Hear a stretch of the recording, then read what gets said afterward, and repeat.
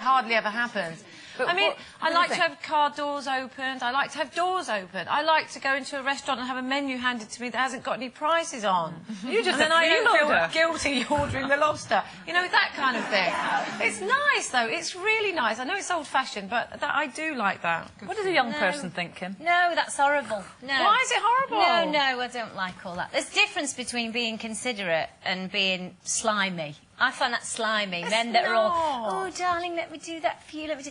Come on, But be a it's man. nice. Come on. Oh, isn't she Be young? A man, treat you like dirt. No, there's a difference. Don't treat you like dirt, but not slimy like that whole Piers Brosnan type creepy. Oh, I like that. Oh, well. Makes me shiver thinking about it. Let's see what... me too. Let's see what Nigel has to say about this. Jane's got previous with him, by the way, but she was telling you about that in a minute. He is the housewife's favourite, like our favourite chocolate bar. He's smooth, dark and delicious, and yet he'd throw all that away to play a Bond villain, apparently. Not James Bond.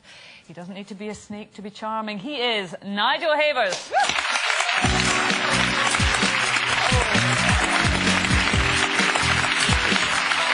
Hello. Kiss all the girls. Hello, how are you? Hello, Kay.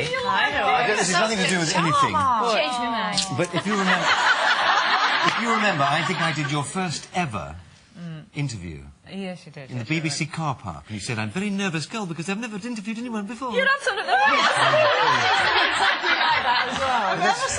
But I tell you something else. I was on my moped or something. You turned up on your moped and he took off his crash helmet and not a hair was out of place. It was the most remarkable thing I've ever seen in my life. Special It was a spray. wig and it was still in the helmet. Yeah. There's a bit of a problem with the helmet hair, is a problem. Yeah, well, not for you, Nigel. But I don't care. I You. don't worry about things like Yeah. helmet hair, So obviously. do you take a girl out and you hand them the menu without any prices? I would, of course. My club.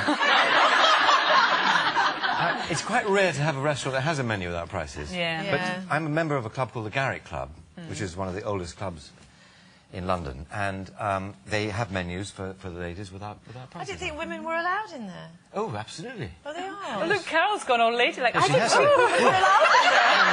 don't be a member. You can come and do everything, but you can't be a you member. can't be a member. Because we don't want you to have to pay. Why should you want to pay? She wants straight in there. Exactly. Is that a man's club? No, it's not. Women not allowed. But it's not that I don't want to pay. It's just that I find it, you know, I just find it flattering. I think that's how men should behave. They don't treat women like women anymore, and women don't want to be treated like women most of the time. They want to be like men, and it's terrible. I completely agree with you. I don't see the point of being like a man. Men are meant to be like men, and women are supposed to be Exactly. Kim, there you like go. women, and we love women. Yes. No, see, Kim finds it uncomfortable. Do you? Yeah. Do you? I find it uncomfortable because I just think, you know, equality and all that kind of thing, you know, and I feel slightly intimidated when a man opens the door and wants to do everything for But me. if I didn't open the door and went sort of barged in front of you, Yeah, that's How would it- rude. that would be rude.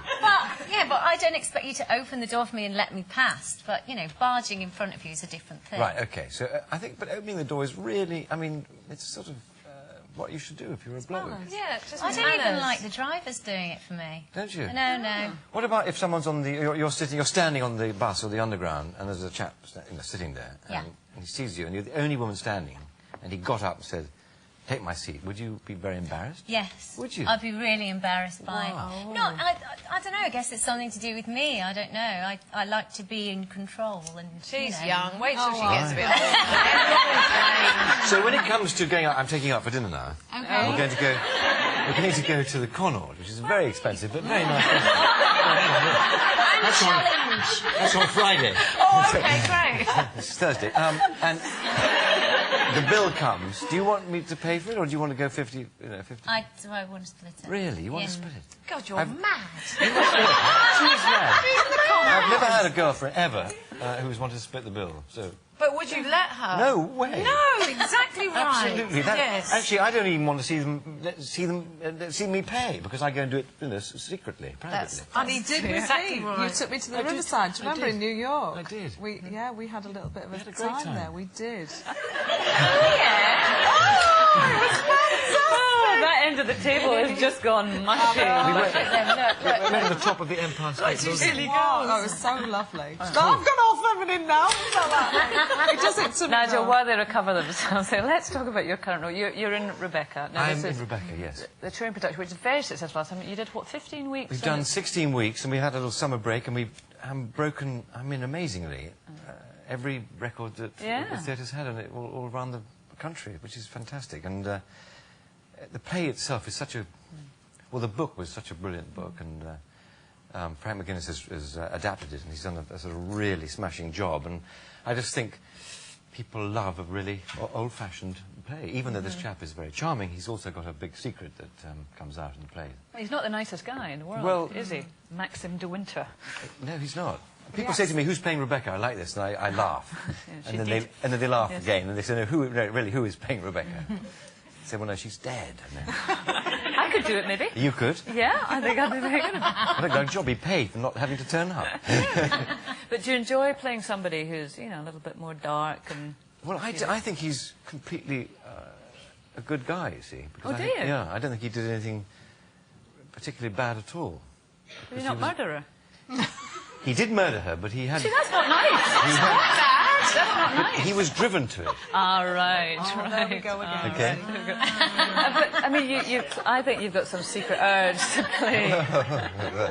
We're getting heckled now. You've got a secret urge to play a baddie, though, haven't you? Because you'd like to be... I thought you'd be a perfect James Bond, but I tried desperately to be a James Bond villain. In fact, I put the rumour out that I was going to be, and Barbara Broccoli, who produced these films, rang me up, who's a good friend, said, "I didn't know you were playing the baddie in my next film." I said, "Well, I am." She said, "Well, you can if you have some plastic surgery, because he has to be North Korean." Oh, right. So I said, "Fine."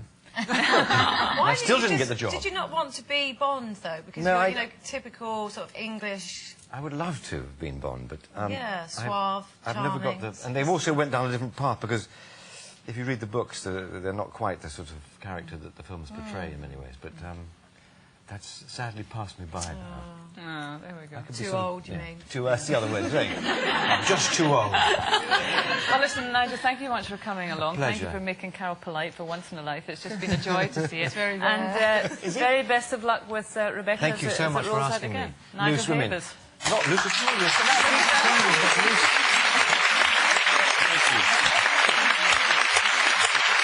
Okay, gotta go. Tomorrow we've got live stuff from Taggart and psychic ghost hunter Derek Akora. He's going to be showing us how to contact the dead. It's something I do every day. No problem. See you at 1:30. Today's £2,000 winner is Michael Tompkins from Bradford.